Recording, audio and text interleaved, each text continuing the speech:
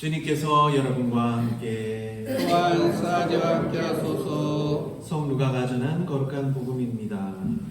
주께 영광을 돌립니다. 예수께서 그들과 함께 산에서 내려와 평지에 이르러 보니 거기에 많은 제자들과 함께 유다 각 지방과 예루살렘과 해안 지방인 띠로와 시돈에서 온 사람들이 많이 모여 있었다. 그들은 예수의 말씀도 듣고 병도 고치려고 온 사람들이었다. 그 중에는 더러운 악령에 걸려 고생하는 사람들도 있었는데 예수께서는 그들도 고쳐주셨다. 이렇게 예수에게서 기적의 힘이 나와 누구든지 다 낫는 것을 보고는 모든 사람이 저마다 예수를 만지려고 하였다. 그때 예수께서 제자들을 바라보시며 말씀하셨다. 가난한 사람들아, 너희는 행복하다. 하느님 나라가 너희의 것이다. 지금 굶주린 사람들아, 너희는 행복하다. 너희가 배부르게 될 것이다. 지금 우는 사람들아, 너희는 행복하다. 너희가 웃게 될 것이다. 사람의 아들 때문에 사람들에게 미움을 사고 내어 쫓기고 욕을 먹고 누명을 쓰면 너희는 행복하다. 그럴 때 너희는 기뻐하고 즐거워하여라. 하늘에서 너희가 받을 상이 클 것이다. 그들의 조상들도 예언자들을 그렇게 대하였다. 그러나 부요한 사람들아, 너희는 불행하다. 너희는 이미 받을 위로를 다 받았다. 지금 배불리 먹고 지내는 사람들아, 너희는 불행하다. 너희가 굶주릴 날이 올 것이다. 지금 웃고 지내는 사람들아, 너희는 불행하다. 너희가 슬퍼하며 울 날이 올 것이다. 모든 사람에게 칭찬을 받는 사람들아, 너희는 불행하다. 그들의 조상들도 거짓 예언자들을 그렇게 대하였다. 주님의 복음입니다. 그리스도를 찬미합니다. 성부와 성자와 성령의 이름으로 아멘. 지난 주일에는 예수께서 4명의 어부들을 첫 제자로 부르시는 복음을 들으셨습니다. 오늘 선포된 복음의 바로 앞에 성서를 보시면 바로 앞에 무슨 일을 하시냐면 예수님께서 12사도를 뽑으시는 대목이 나옵니다. 그럼 어떻게 뽑으셨느냐? 예수께서 산에 들어가 밤을 새우시며 홀로 하느님께 기도하였다. 그렇게 나옵니다. 그래서 제자들 가운데 특별히 12를 뽑았다는 거죠. 그래서 12를 뭐라고 하느냐? 사도라고 불렀습니다. 예수께서 정말 중요한 일을 결정하실 때 어떻게 하시냐면 산에 홀로 가셔서 하나님께 기도하시는 일이 많이 나옵니다. 그래서 겟세마니도 사실은 제자를 데려왔지만 제자는 저 밑에 두고 홀로 기도하셨죠. 돌아가시기 직전에. 그 정도로 예수님께서 중요한 일을 앞두고서는 항상 산에 혼자 올라가셔서 거의 밤도 새시고 이렇게 기도하셨다고 합니다. 오늘 일독서 예레미야서에 보면 뭐라고 되냐면 하느님에게서 멀어져서 사람이 힘이 되어주려니 하고 믿는 자들과 사람의 마음은 천개의 물속이라 아무도 알 수 없다. 이런 말에서 이제 인간에 대해서 부정적인 말을 하는 것들이 나와서 제 마음을 좀 신란하게 합니다. 사람이 이 정도인가? 뭐 그런 생각을 좀 해보게 되죠. 그렇지만 물가에 심어진 나무는 개울가로 뿌리를 뻗어서 햇볕이 따가워도 두려워하지 않고 아무리 가물어도 잎도 무성하여 줄곧 열매를 맺는다 라고 예레미야 예언자는 하느님 말씀을 전합니다. 오늘 독서 말씀을 읽으면서요, 저는 용비어천가 아시죠? 용비어천가. 아주 옛날에 중고등학교 때 배웠던 말인데, 이게 한글을 창제하신 분이 세종대왕이시잖아요. 세종대왕이 이제 그 조선왕조를 어떻게 좀 이렇게 좀 칭송도 하고 또 한글이 어떻게 쓰일까 하고 이제 잘 쓰일 수 있는가라고 해갖고 이제 한 글이에요. 용비어천가에 무슨 얘기가 나오냐면 그 당시 말 1440년대 말은 이랬습니다. 불이 깊은 남간 바람에 아닌 일세 곧 띄었고 여름 하나니 쇠니 깊은 물은 가말에 아니 그칠세 내히 이러 발아래 가나니. 무슨 말 같아요? 무슨 외국 말 같죠? 예, 14세기 그러니까 1400년대 한글이 창조될 때 우리말이 이랬다는 거예요. 이걸 이제 해석하면 이겁니다. 뿌리 깊은 나무는 바람에 안이 쓰러지니 흔들리니 이렇게 되고요. 꽃이 좋고 열매가 많이 열린다. 샘이 깊은 물은 가뭄에도 마르지 않고 내를 이루어서 바다로 간다. 이겁니다. 그러니까 조선왕조가 번영하기를 기원하는 내용. 그러니까 뿌리가 깊으면 어떻게 해요? 깊은 데 있는 아무리 가물어도 물을 다 끌어들여가지고 튼튼하다는 겁니다.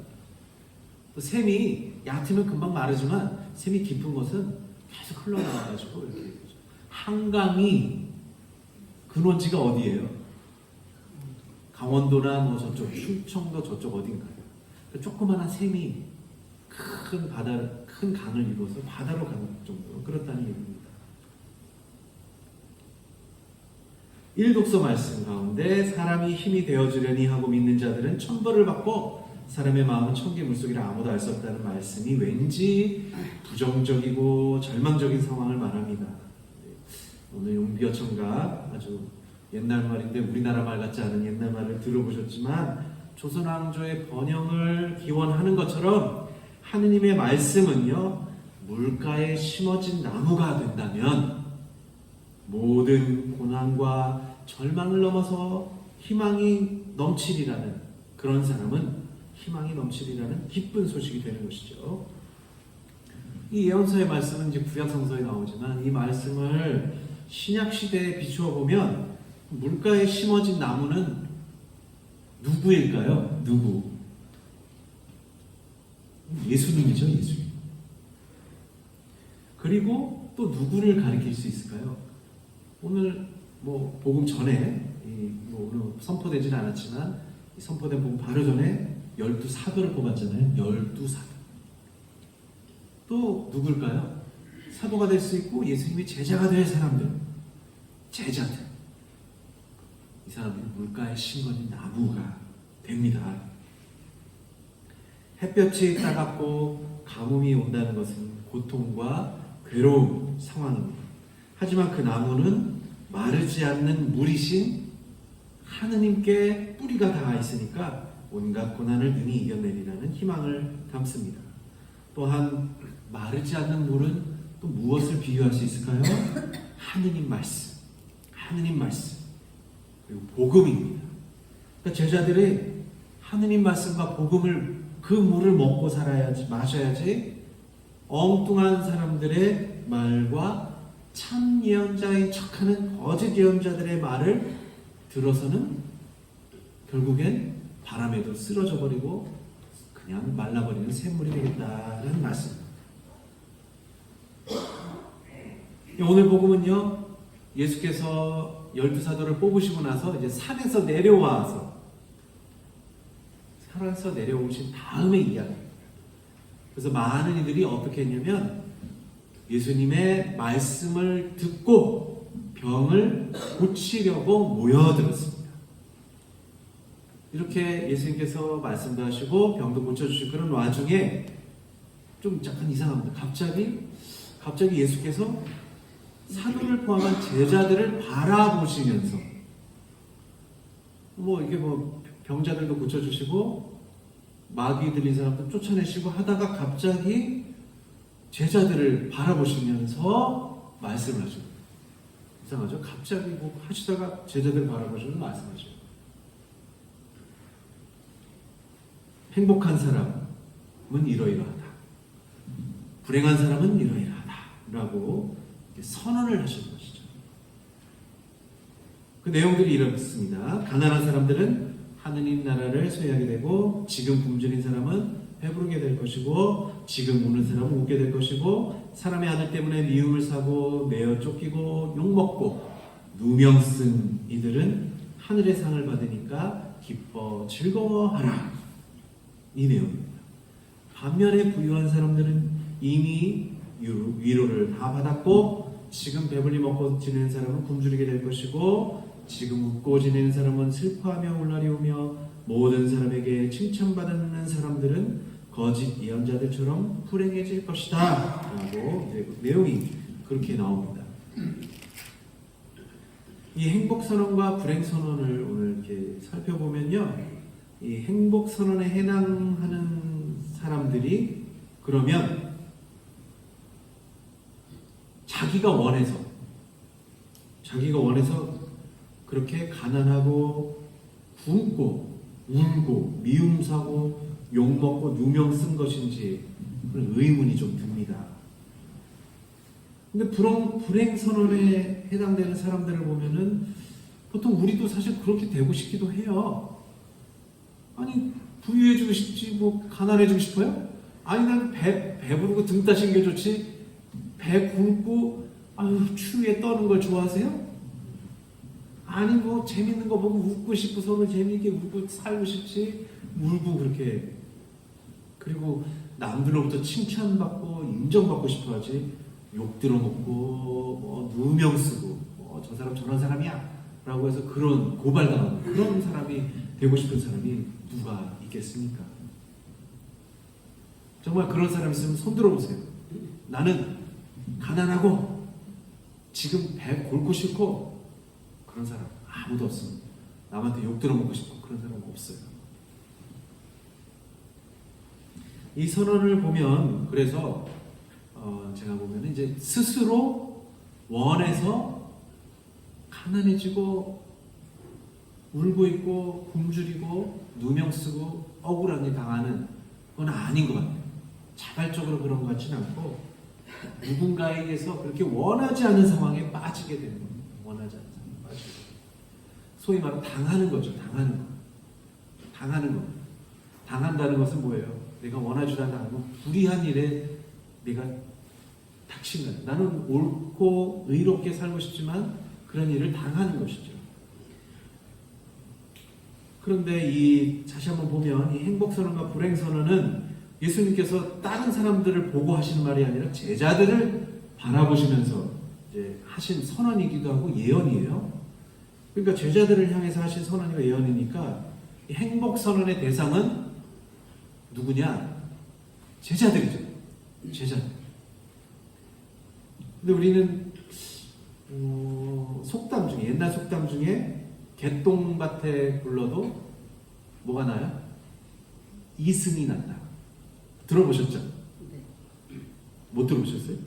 들어보셨어요? 이제 개똥밭에 굴러도 이승이 난다. 이 얘기가 뭔 얘기일까요? 지금 이 세상에서 아유 잘 그냥 살아야지 죽으면 아무 소용없다는 거예요. 죽으면 아무 소용없다는 거예요. 그런데 예수님은 지금 가난한 사람, 지금 굶주리는 사람, 지금 우는 사람, 지금 예수님 때문에 미움받는 사람들이 행복하다라고 하십니다. 그러면 예수님의 제자들은 어떻게 해야 돼요? 어때야 돼요? 가난해야 되고요. 지금 굶주려야 되고 울고 또 미움을 사야 하는 것인데요. 정말 예수님의 제자들은 그래야 되나요? 라는 질문도 해봅니다. 그리고 하느님 나라를 소유하고 배부르게 되고 웃으며 하늘의 상을 받게 되는 때가 언제일까요? 아니 지금 굶고 있는데 언제 나를 배부르게 해줄 거예요? 지금 가난한데 언제 나를 그럼 풍요롭게 해줄 거예요? 죽고 나서일까요? 그런 것처럼 들리죠. 나중에 죽고 나면 너희들 배부르게 되고 부유하게 되고 웃게 되고 그럴 거야. 이렇게도 들려요. 물론 오늘 이 독서에서 사도 바울로께서 예수께서 부활하셨기 때문에 우리의 신앙이 헛되지 않았다라고 약간은 뭐냐면 죽고 나서 부활하기 때문에 이런 보상을 받게 될 것이다라는 것처럼 말씀을 하십니다만 지금 제자들에게 이렇게 지금 말하시는 거거든요. 그러면 예수님께서 지금 우리에게도 그렇게 말씀하시는 겁니다. 그러니까 우리 여러분들도 예수님께서 말씀하신 이 행복 선언대로 살아가실 수 있으신가요? 여러분들 제자들이라고 생각합니다. 부활한 이후에 하느님의 나라를 차지하고 위로받고 웃게 되고 하늘의 상을 받는다면 지금 우리는 언제나 고통과 괴로움의 연속이어야만 할까요? 그러니까 행복 선언을 이 주님의 제자로서 지키기가 참으로 난감하지 않을 수가 없습니다. 이런 일들은 사실 불굴의 희망과 인내 없이는 가능하지가 않습니다. 인생이 짧다면 짧고 길다면 긴데 행복 선언대로 살아가려면 특별한 각오가 있어야 합니다. 사도와 제자로 뽑힌다고 끝나는 게 아니고 사실 이 행복 선언의 말대로 그 삶을 살아야 합니다. 이 선언의 대상이 제자일 것이지만 다시 보자면 이 선언의 대상은 누구이냐? 사실 예수 그리스도 자신입니다. 내가 지금 가난하다. 내가 지금 굶주리고 있다.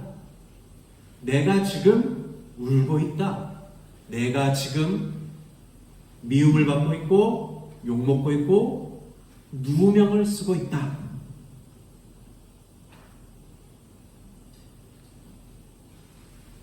복음을 읽으면서 이 행복선언은 예수님 자신을 자기의 말씀을 하시는 겁니다.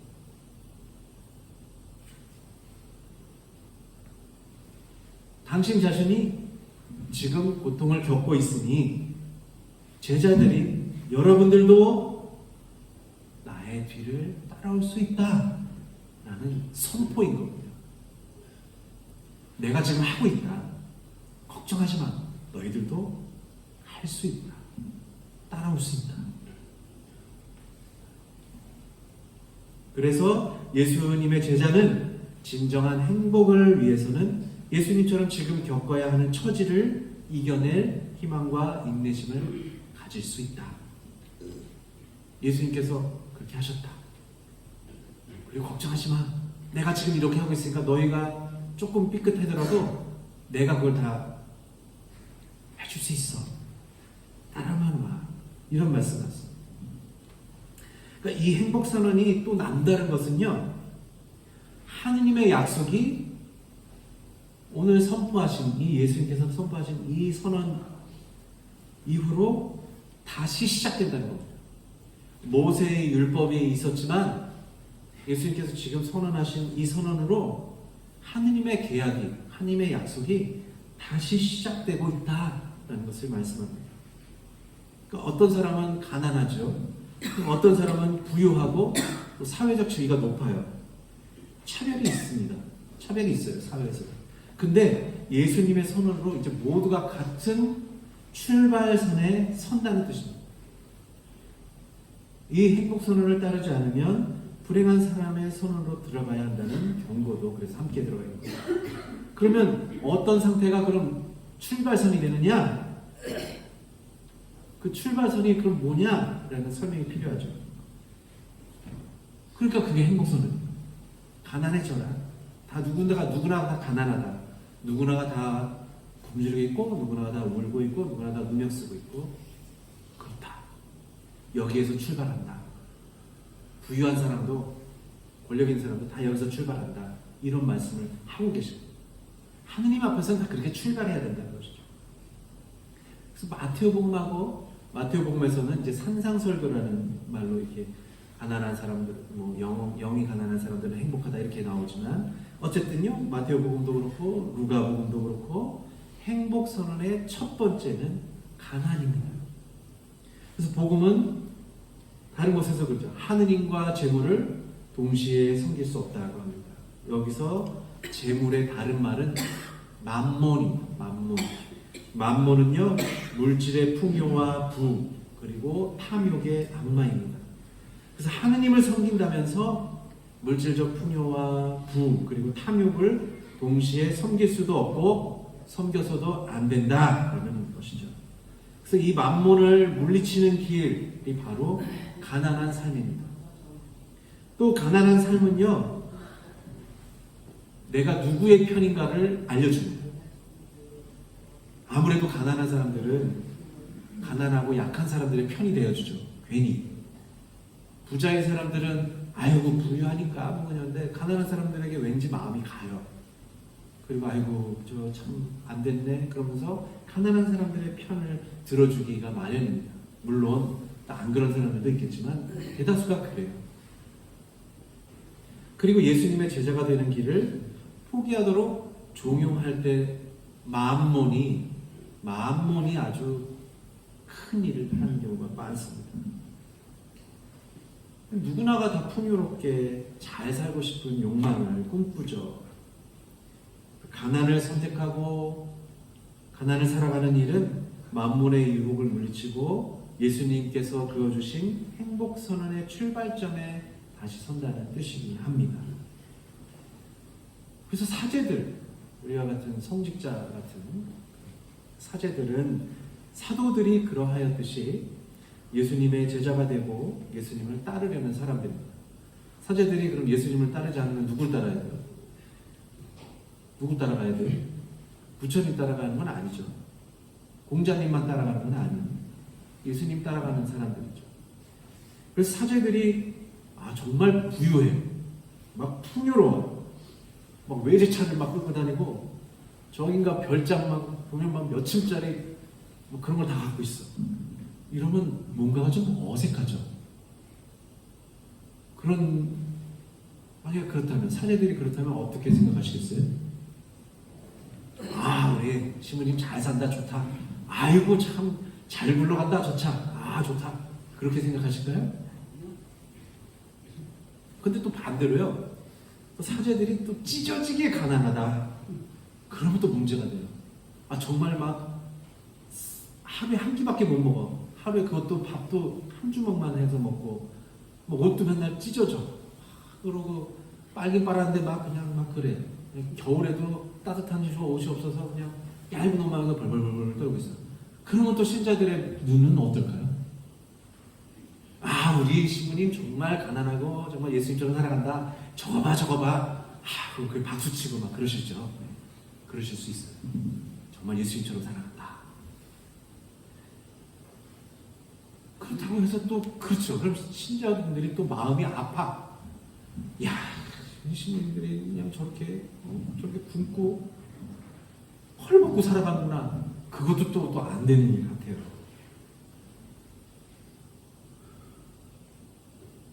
어쨌든 간에 사제들은 그럼에도 가난해야 하는 이상한 상황에 빠져 있어요.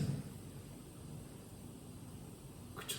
어느 호텔에 가서 맨날 몇십만 원짜리 고기 썰어 먹고 그러면 그럴 수 있어 보여. 그게 좀 이상하죠. 가난해야 된다. 이거는 우리가 그러면 왜 그걸 가난해? 예수님께서 그렇게 선언하셨기 때문에 그렇게 살아야 된다. 그렇게 해야 행복한 사람이 된다. 내 제자가 된다. 부유하기가 싫어서가 아니라 가난을 선택하였기 때문입니다. 하나를 선택하면 다른 하나는 포기해야 되는 거죠. 제가 나가서 돈 벌면은 더 많이 벌 수 있어요. 아직 진짜 막노동이라도 가서 하면 지금 더 벌 수 있습니다. 하나를 선택하면 다른 하나는 포기해야 하는데 하느님이냐 만몬이냐를 두고 선택하고 집중해야 하기 때문입니다. 그래서 보면 처음 정말 어려운 상황에서 교회를 개척한 목사님들이 나중에 보면 어떤 스타 목사님이 돼요. 또 대형 교회의 목사가 되는 경우를 종종 봐요. 그 목사님들은요 더 이상 가난하지도 않고요 부와 명예 그리고 심지어 권력을 누리기도 합니다. 처음은 그렇지 않았어요. 근데 결국 어떻게 된 거냐면 만몬이 교묘하게 움직여서 유혹에 빠뜨리고 예수님께서 오늘 말씀하신 행복 선언을 잊어버리게 만든 겁니다. 행복 선언을 잊어버리게 만든 겁니다. 그러면 그 목사님들은요, 처음보다도 더 나쁜 상황에 처하게 되는 거죠. 사제가 된다는 것은 어쩌면 부유한 삶을 포기하는 것을 뜻하고요. 사제는 가난이 어떤 것인지 알지만 예수님 때문에 자발적으로 가난한 삶을 선택한 사람들입니다. 그래서 이 가난의 영성이 없으면 사실 예수님의 사제로서 제자로서 살아가는 의미를 깨달을 수가 없습니다. 교우 여러분, 오늘 복음에서 많은 사람들이 예수님께 모여들었던 이유는 첫째가 그분의 말씀을 듣기 위해서, 그리고 둘째는 병을 고치고 싶어 했기 때문입니다. 아까 출발선상에 선다는 것, 예수님의 선포유로 모두가 다 출발선상에 서는데 그것이 첫 번째 잣대는 가난한 삶이라고 했어요. 가난할 때 사실 더욱 하느님께만 매달릴 수가 있습니다. 가난할 때 만몬이 덫을 놓고 던져놓은 죄악과 병마에서 벗어날 수가 있습니다. 그래서 인간은요, 생각보다 선하지도 않고 의롭지도 않고 오히려 욕심은 하늘을 찌를 때가 훨씬 많아요. 왜냐면 우린 자유로운 사람들이기 때문에 그래요. 자유로이 누가 시키는 일만 할 수도 있고요, 하지 말아야 하는 일을 하지 않아야 할 자유도 있고요, 해야 하는데 그걸 안 할 자유도 있고, 해서는 안 되는 일을 또 하는 자유도 있습니다. 하지만 그리스도의 제자가 되었으니까 하느님을 섬기는 일과 만몬을 섬기는 일을 선택하는 데는 식별을 해야 됩니다. 그 식별이 오늘 첫 번째 식별이 가난한 삶을 살아가라, 그리고 행복선언으로 가는 첫 번째 발걸음입니다. 이 식별을 위해서 오늘 많은 이들이 예수님의 말씀을 들었고요, 그걸 위해서 듣기 위해서 모였고, 또 그래서 병을 고칠 수 있었던 것입니다. 이제 여러분들은 행복선언을 들은 제자들이며 가난의 의미를 깊이 묵상하여서 하느님 나라를 상으로 받는 사람들이 될 것입니다. 지금 당장은 아닐 수 있어요. 근데 어느 순간에 예수님께서 예수님 말씀을 계속 듣기 위해서 모이잖아요. 그때가 되면 여러분들이 이제 행복한 사람, 나중에 행복한 사람이 될 수 있을 것입니다. 예수님의 행복선언을 들으십시오. 그리고 먼저 들으신 다음에 병마에서 나으십시오. 여러분은 행복한 사람이 될 것이고 하느님께서 물가에 심으신 나무가 될 것입니다. 성부와 성자와 성령의 이름으로.